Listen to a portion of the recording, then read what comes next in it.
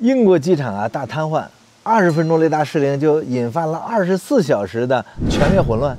大家好，欢迎回到宋时新语。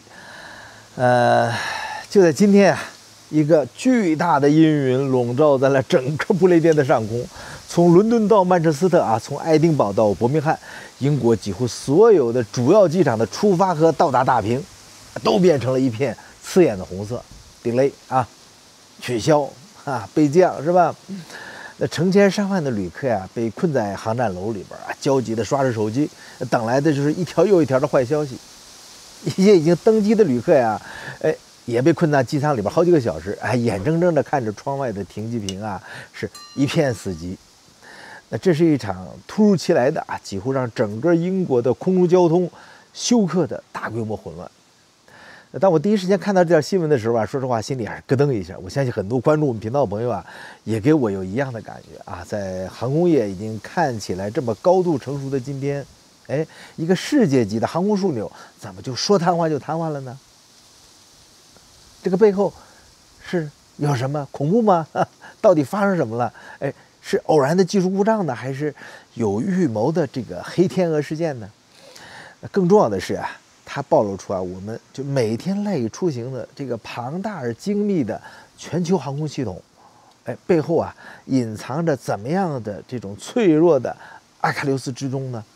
今天我们来深入聊聊这个事件它就像一个放大镜不仅让我们看清了这个故障本身，更让我们看懂了为什么现代社会一个20分钟的小问题足以引发了持续超过24小时的这个巨大风暴呢？我们先把时钟拨回到今天下午，一切混乱的根源都指向了一个名字，叫 NATS， 全称呢是英国国家空中交通服务公司 National Air Traffic Services， 你可以把它理解成英国空域的总交警，它负责指挥和保障飞机在英国空域的安全飞行，是整个英国航空的大脑和中枢神经。那今天这个大脑的心脏部位就是位于英格兰南部的Swanwick 空中交通管制中心突然出事了。根据 AITS 的发言人后来的说法问题呢是出在雷达系统上。大家知道空中交通系统就是通过雷达屏幕来看到天上飞机的，他们依靠雷达提供位置、高度、速度信息来给飞行员下达指令，确保飞机之间能够保持安全距离。那就在今天下午这个至关重要的这个雷达系统就突然出现了技术问题。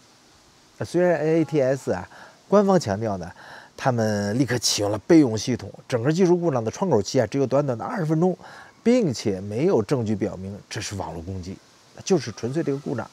但是就在这短短的20分钟内，对于全世界最繁忙的空域之一伦敦来说无异于是一次心脏骤停。所以为了确保绝对安全NATS 做出了唯一正确的决定，就是立刻限制进入该区域的飞机数量。那这个决定就像一个无形的开关，瞬间就关闭了英国空中交通的这个总阀门。所以盖特维克机场暂停了所有的出港航班，希斯罗、曼彻斯特、伯明翰连锁反应就迅速蔓延。根据最新的数据全英国有122架次的航班被直接取消，包括67个出港航班和55个进港航班，而延误的航班那更是不计其数了这一场完美的风暴就这样形成了。那为什么20分钟的故障会酿成24小时的这个混乱呢？看到这儿，可能很多朋友都有这个疑问。难道不能马上就恢复正常吗？所以我们要理解这一点我们先搞明白现代空中交通系统是怎样一个精密又脆弱的这个庞然大物。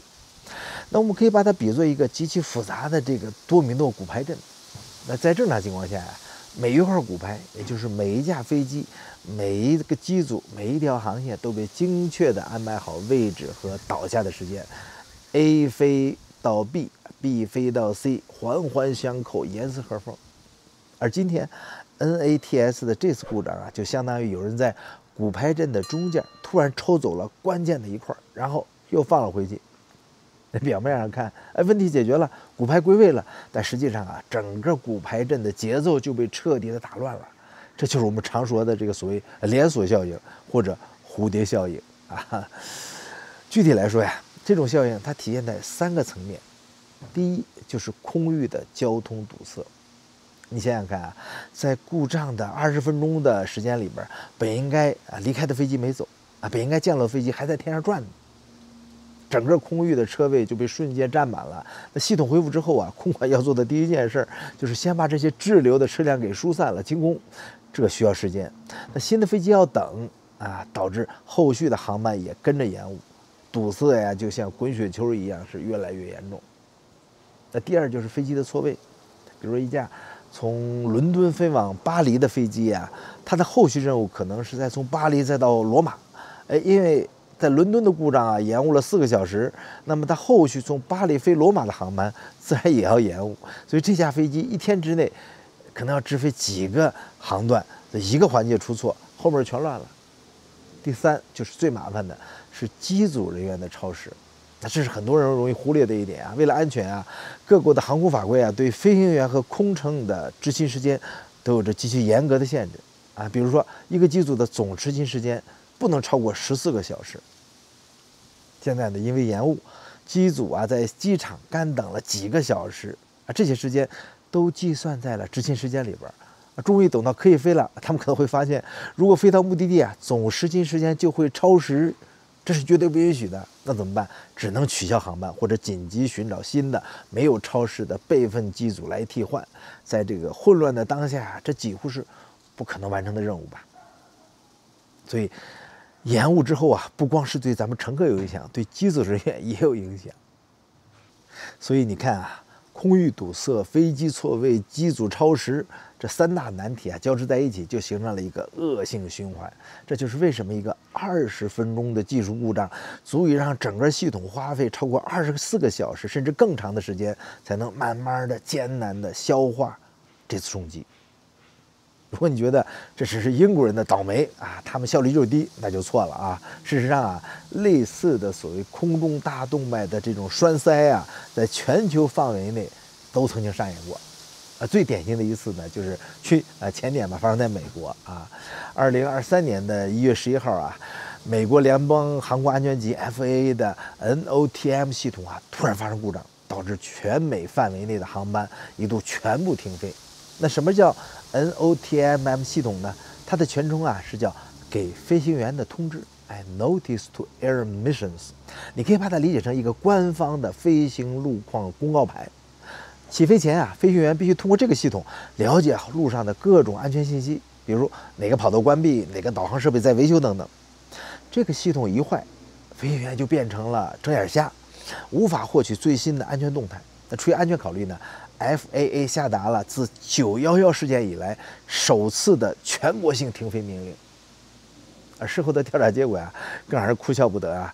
这场导致上万架航班延误或者取消，造成巨大经济损失的全国性瘫痪，原因啊，竟然是一名承包商在进行系统维护的时候，无意中删错了文件。你听听哈，一个错误的删除啊，这么一个操作，就让世界上最强大的国家的航空系统啊，停摆了半天。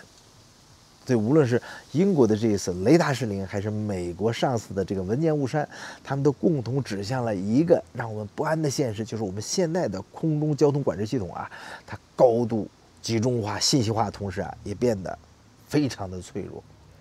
这些系统呢，就像一个倒金字塔，所有的应力啊，都集中在少数几个关键节点上，比如 NATS 的死亡微科中心，或者 FAA 的 NOTM 数据库。一旦这些节点出现问题啊，哪怕只是一个微小的技术故障，它的后果呢将被指数级的放大，并且迅速传导给整个网络。这些为了效率而生的超级中枢，如今也成了系统最大的软肋啊！你有没有软肋啊？我们终于找到了英国和美国航空系统的软肋。所以现在我们再回到英国的这次事件，从某种意义上说呀，它又是一次不幸中的万幸啊。我们昨天讲过，波音787单发失效以后返回机场啊，那也是不幸中的万幸。万幸的是什么呢？就这是一次教科书式的应急处置。NATS 在发现问题之后啊，立刻采取了最稳妥的限流措施，备用系统在短时间内就成功接管，没有发生任何安全事故。它证明了什么呢？整个航空系统的最核心荣誉和备份机制啊，它是有效的。但是我们更应该感到后怕什么呢？后怕的是我们看到啊，一个这么重要的基础设施，竟然会因为一次常规的技术问题而陷入混乱。NATS 在事后啊，轻描淡写地表示啊，这是雷达相关问题，但没有公布更深层次的原因。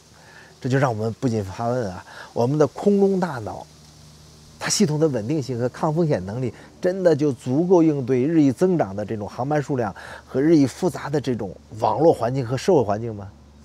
那这次事件啊，就像对一次全球航空系统的这种压力测试，它以一种代价高昂的方式再次敲响了警钟。就我们不能对这些关键基础设施的老龄化和脆弱性视而不见了。无论是在欧洲，还是正在推进的单一欧洲天空计划，还是美国的下一代航空运输系统 Next Generation 啊，对空中交通管制系统的现代化升级已经刻不容缓了。因为在万米高空之上啊，没有侥幸可言啊，每一次看似微小的技术故障，都可能是一场潜在的灾难预演。那今天我们就是损失了一些金钱和时间，那下一次呢？好的，这里是松树新语，一个关注科普和事故的小频道。如果你喜欢我们的频道的话呢，请关注、点赞、留言和转发。我们下次再见，拜拜。